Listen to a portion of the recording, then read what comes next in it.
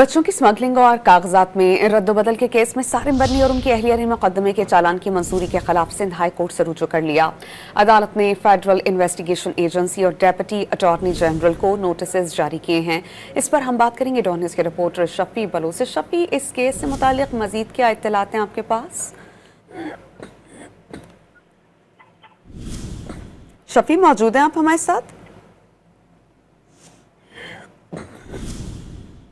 हम शफी से रब्ता बहाल करते हैं और इस खबर के बारे में मजीद उनसे जानने की कोशिश करेंगे। सिंध हाई कोर्ट के आईनी बेंच ने आपको इस बारे में बताएं कि सारिम बर्नी की अहलिया का मुकदमा जो है उस हवाले से मजीद इत्तलात ये हैं कि उन्होंने अदालत से रुजू किया है।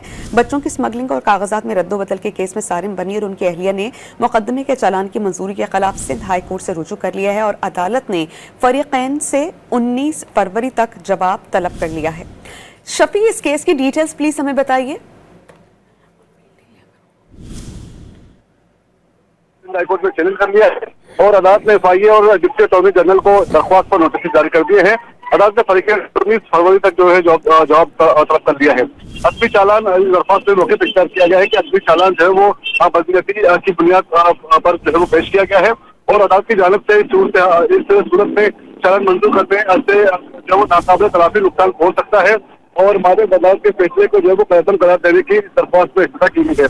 एफआईए ने सारिम बर्नी के खिलाफ जो है वो इस्लामाबाद में जो है वो आलिया नाइब के खिलाफ जो है वो चालान पेश किया था और दरख्वास्त में मौके पर इख्तियार किया गया है कि तफ्तीशी अफसर ने जो दफात शामिल की है मुकदमे पर इनका इख्तिलाफ नहीं होता। इंसानी स्मगलिंग का कोई पहलू जो है वो इस मुकदमे में नजर नहीं आता और इस दरख्वास्त में जो है वो दफर गुजारों ने वालिदैन की रजामंदी के तकाजे पूरे किए और जिन अफराद को बच्चे जो है वो जिन अफराद ने बच्चे गोद लिए हैं वो मुआशरे के जो है मुअज़्ज़िज़ शहरी है।